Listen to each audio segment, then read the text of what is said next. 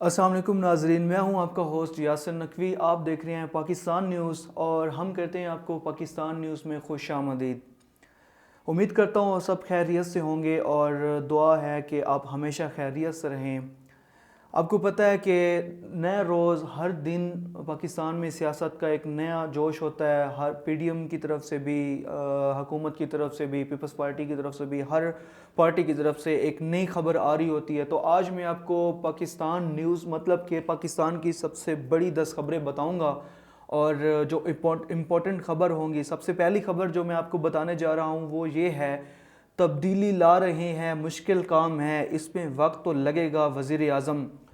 مطلب کہ میں وزیر پی ٹی آئی کو میں نے ووٹ تو نہیں دیا، لیکن یہ سننا تھا میں نے خود عمران خان کے زبانی، جب انہوں نے دھرنا دیا تھا تو وہ کنٹینر پہ کھڑے ہو کے یہ کہتے تھے کہ میں تبدیلی لاؤں گا۔ مجھے آج تک کوئی تبدیلی نظر نہیں آئی خان صاحب کی، کہ پورے ملک میں کوئی بھی ایک تبدیلی اگر واضح نظر آتی تو بندہ کہے کہ یار واقعی تبدیلی نظر آئی ہے۔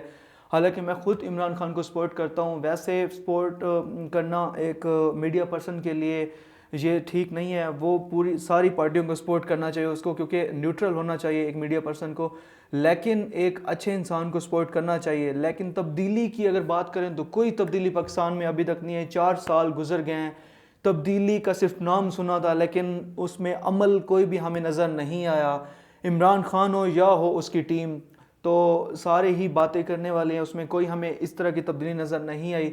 کب وہ تبدیلی نظر آئے گی اور کب عوام کو سکھ کا چین ہوگا اور کب یہ باتیں ختم ہوگی، واقعی عملاً کام شروع ہوگا؟ تو جانتے ہیں اس خبر میں کہ کون سیاسی تبدیلی جس کے بارے میں خان صاحب نے بڑے واضح بیان دیا ہے۔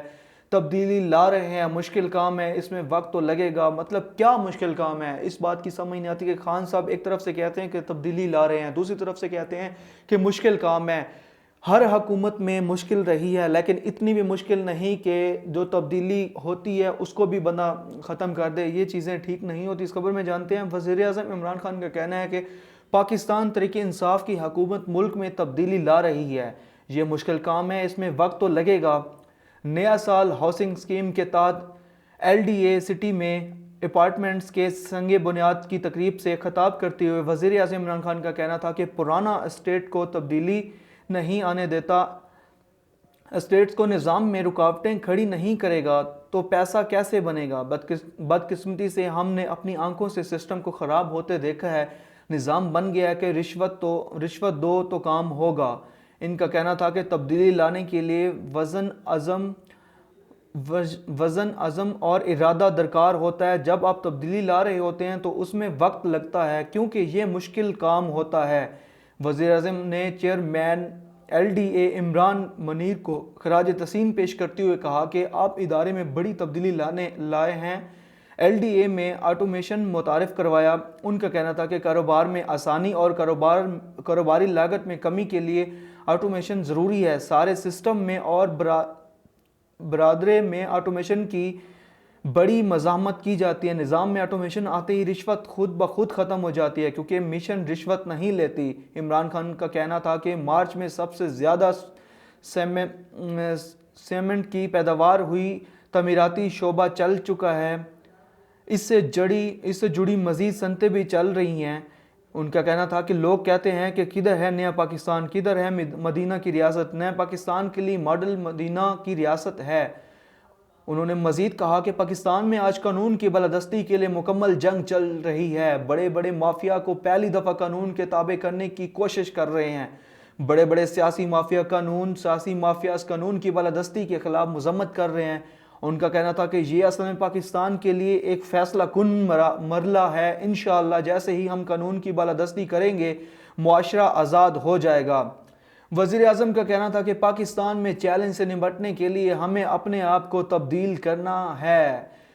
دیکھیں ناظرین کہ اس خبر میں آپ کو انفارمیشن تو ملی ہے، اور وزیر اعظم کا کہنا ہے کہ ہمیں جو مافیا جن ہم مافیا کے درمیان بیٹھے ہیں، ہم نے ان کو وہ چور ہیں، وہ ڈاکو ہیں، ان کو پکڑنا ہے اور ان سے ان کے اقبال جرم کروانے ہیں۔ تو یہ ساری چیزیں مطلب اگر عمران خان کروائے بھی سی تو یہ تب ہو سکتا ہے جب اس کی ٹیم اس کا ساتھ دے۔ تو یہ بھی ہے کہ اگر عمران خان خود ٹھیک ہے تو اس کی ٹیم ٹھیک نہیں، اگر وہ خود ٹھیک نہیں تو اس کی ٹیم ٹھیک ہے۔ ان دونوں باتوں میں بہت زیادہ فرق ہے۔ دوسری بڑی خبر میں آپ کو دینے جا رہا ہوں جو سب سے اہم خبر ہے ڈسکا کے حوالے سے ہے، جو الیکشن ہو رہے ہیں ڈسکا میں، اس کے حوالے سے میں آپ کو خبر دوں گا۔ ڈسکا ضمنی الیکشن، پیپلز پارٹی کا نون لیگ کی حمایت کا اعلان۔ تو ناظرین، پیپلز پارٹی نے نون لیگ کی حمایت کا اعلان کر دیا ہے ڈسکا میں۔ ڈسکا کے ضمنی الیکشن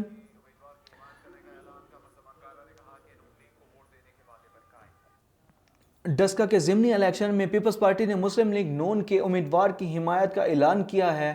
قومی اسمبلی کے حلقہ این75 ڈسکا میں انتخابی دنگل کل سجنے جا رہا ہے، جس میں نون لیگ اور تحریک انصاف کے درمیان سخت مقابلے کی توقع ہے۔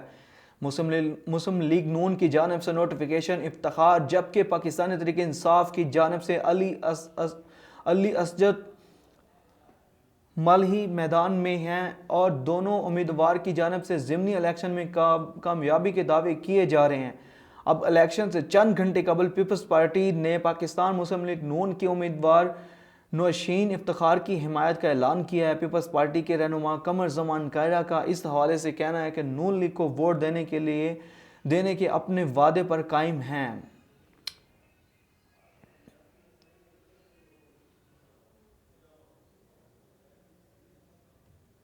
ناظرین، چوتھی بڑی اہم خبر جو پاکستان نیوز میں آپ کو دینے جا رہا ہوں وہ کراچی کی متعلق ہے۔ کراچی سے وہ خبر ہے 115 ہاؤسنگ سکیمز میں سنگین خلاف ورزیوں کا انکشاف، رپورٹ سپریم کورٹ میں جمع۔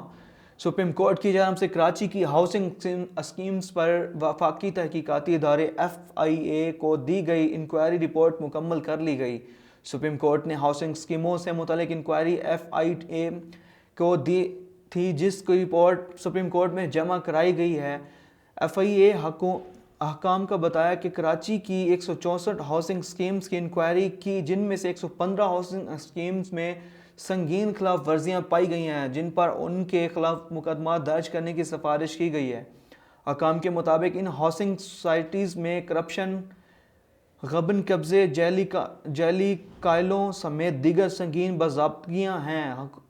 حکام نے بتایا کہ 164 میں سے صرف 49 ہاؤسنگ اسکیمز درست قرار دی گئی ہیں۔ یہ ہاؤسنگ اسکیمز زیادہ تر ایسٹ زون میں واقع ہے، جو اسکیم 33 سمیت دیگر علاقوں پر مشتمل ہیں۔ جی ناظرین، چوتھی بڑی خبر مولانا کے حوالے سے میں آپ کو دینے جا رہا ہوں۔ طبیعت بہتر ہے، ڈاکٹروں نے مصروفیات سے منع کیا ہے۔ فضل الرحمان ہمیشہ کی طرح ایک اور بڑا بہانہ کرتے ہوئے ان کی سب سے بڑی خبر یہ ہے طبیعت بہتر ہے، ڈاکٹروں نے مصروفیات سے منع کیا ہے۔ فضل الرحمان کا بہت بڑا بیان۔ جمعیت علماء اسلام اور اپوزیشن اتحاد پاکستان ڈیموکریٹک موومنٹ PDM کے سربراہ مولانا فضل الرحمان نے اپنی طبیعت کے حوالے سے بتایا۔ مولانا فضل الرحمان کا کہنا تھا کہ آج بہت بہتر محسوس کر رہا ہوں۔ ابتدا میں پورے جسم میں درد اور ٹھنڈک محسوس ہو رہی تھی۔ ان کا کہنا تھا کہ ابتدا میں بخار کی علامت بھی تھی۔ ڈاکٹرز نے چیک اپ کیا، خون کے ٹیسٹ کیے۔ مولانا فضل الرحمان کا کہنا تھا کہ ڈاکٹروں نے مکمل آرام کا مشورہ دیا۔ ڈاکٹروں نے مزید کچھ روز گھر سے باہر نکلنے اور مصروفیات سے منع کیا ہے۔ خیال رہے کہ مولانا فضل الرحمان کی طبیعت ناساز ہونے پر سابق صدر آصف علی زرداری اور سابق وزیر اعظم نواز شریف نے ان سے ٹیلی فون رابطہ کر کے مزاج پرسی کی تھی۔ تو جی ناظرین، اور آپ کو میں پانچویں خبر دینے جا رہا ہوں بلوچستان ہائی کورٹ کے حوالے سے۔ یہ خبر ہے، اس خبر میں کیا ہے جانتے ہیں۔ اس خبر میں بلوچستان ہائی کورٹ کا سرکاری ملازمین کو 12 روز سے جاری دھرنا فوری ختم کرنے کا حکم جاری۔ بلوچستان ہائی کورٹ نے کوئٹہ میں امپلائیز گریڈ الانس کو 12 روز سے جاری دھرنا فوری ختم کرنے کا حکم دے دیا۔ Chief justice Balochistan high court نے ریمارکس دیے کہ آپ نے دھرنا دے کر شہریوں کو عذاب میں مبتلا کیے رکھا۔ ملازمین کی تنظیمیں مافیا کا کردار ادا کر رہی ہیں۔ ملازمین کے وکلاء نے کہا کہ ملازمین بیچارے ہیں، انہیں مسائل کا سامنا ہے، جن پر عدالت نے ریمارکس دیے کہ کوئی بیچارے نہیں، سب وظیفہ خور ہیں۔ ایسا راستہ نکالنا چاہیے کہ جس سے حکومت اور ملازمین کو ریلیف ملے۔ عدالت کارروائی کے دوران ہی امپلائیز گریڈ الانس نے 12 روز سے جاری دھرنا ختم کر دیا۔ جی ناظرین، آپ کو چھٹی بڑی خبر دوں گا۔ سپریم کورٹ کا کراچی کے رہائشی علاقوں میں قائم شادی ہالز گرانے کا حکم۔ سب سے بڑی خبر ہے، سپریم کورٹ نے کراچی کے رہائشی علاقوں میں قائم شادی ہالز گرانے کے حکم دے دیا۔ سپریم کورٹ کراچی رجسٹری نے شہر میں تجاوزات کے خلاف تحریری حکم نامہ جاری کر دیا، جس میں حکم دیا گیا کہ جہاں کمشنر کراچی کی حدود نہیں وہاں بھی غیر قانونی شادی ہالز گرائے جائیں۔ عدالت نے ریمارکس دیے کہ جب کسی علاقے کو رہائشی قرار دیا جائے تو وہ اگلے 150 سال تک قانونی طور پر رہائشی ہی رہتا ہے، اس میں کمرشل تعمیرات نہیں ہو سکتی۔ حکم نامے کے مطابق مالکہ حکام کی رپورٹ میں اعتراف کیا گیا کہ نزلہ ٹاور کا ایک پوزیشن غیر قانونی ہے، جس پر بلڈنگ کے مالک کو نوٹس دے کر جواب طلب کیا گیا ہے کہ وہ آئندہ سماعت پر پیش ہوں اور نزلہ ٹاور کی قانونی حیثیت سے متعلق وضاحت دے۔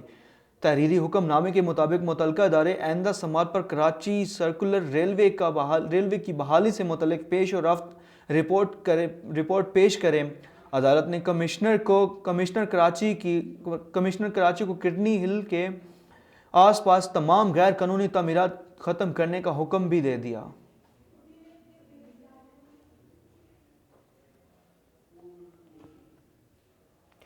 جی ناظرین، 7ویں بڑی خبر میں آپ کو دینے جا رہا ہوں۔ پاکستان کی ایک بار پھر بھارت کو مذاکرات کی پیشکش۔